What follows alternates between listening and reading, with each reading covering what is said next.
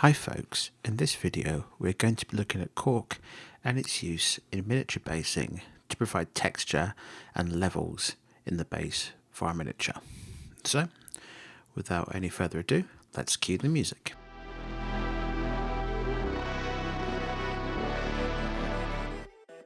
I'm going to be starting out by using some 3mm cork sheet.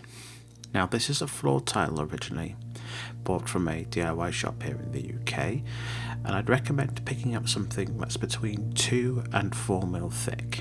If you get something that's any thicker than that, then it will start to throw off the textures for the scale that you want to use for miniature hobbying. Most miniatures, especially those for use in wargaming, will come with a plastic base. What we're going to be using this cork for is to make our base look a little more interesting than just straight up gluing the miniature to the plastic base, which is often what you will see on the Games Workshop website or other manufacturers, where they put sand or texture paint down and create a very flat, low textured base. And we're going to use cork to make it look a little bit more interesting. The main reason that cork is chosen as a material to use in miniature basing is generally because it's quite a lightweight material that has a really great texture when you break it and tear at it. The real key with breaking it and tearing it is to avoid all straight edges on the bits that you tear off.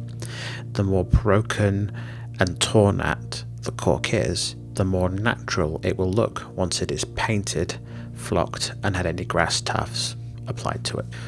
One of the key things to avoid doing when you tear off a piece of cork is to pull off a piece that pretty much covers the entire base in one single piece. This doesn't create any visual interest, and all it really does is just raise the miniature up a bit. Once this is painted, it doesn't actually give us any more visual interest than if we'd have just glued the miniature straight to the base and applied sand or texture paint. So what we need to do is to break up this piece that we've torn off. We want to get something that's oddly shaped, strange, has torn edges, because the more interesting and the more torn this is going to be, the more natural this is going to look on our base. If you feel that the edge of the cork is a bit too clinically torn, then you can sort of break and attack it with your fingernails, pick bits off to make it look ununiform and a bit more haphazard. You can also use a knife or a pair of clippers just to pick bits off to try and make it a bit less uniform. I try not to go too crazy with this. You want to make sure there's still enough place for your model to stand once it has been glued down to the base. Once you are happy with the piece of cork, you can then apply some super glue to the base of the piece and then stick it down onto the base. Press down firmly with your fingers and it should dry fairly quickly due to the nature of the material. To help maintain some foreground interest, I would then recommend breaking off 1 or 2 much smaller pieces to stick as small little outcrops in this gap that we have created at the front of the base. If you wanted to do a cracked floor texture such as lava, you could have your model striding across between these 2 raised sections and have your cracked lava base between them. It does allow for a lot of possibilities with this technique. Once you are happy with your cork formation, you can then glue your miniature to the base. You will need to use super glue for this, as normal plastic glue will not work.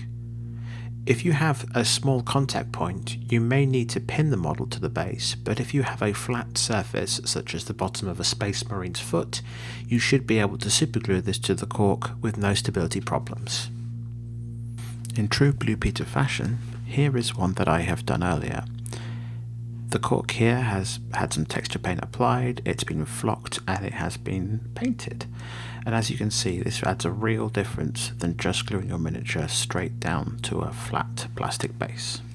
If you haven't already, why not consider subscribing?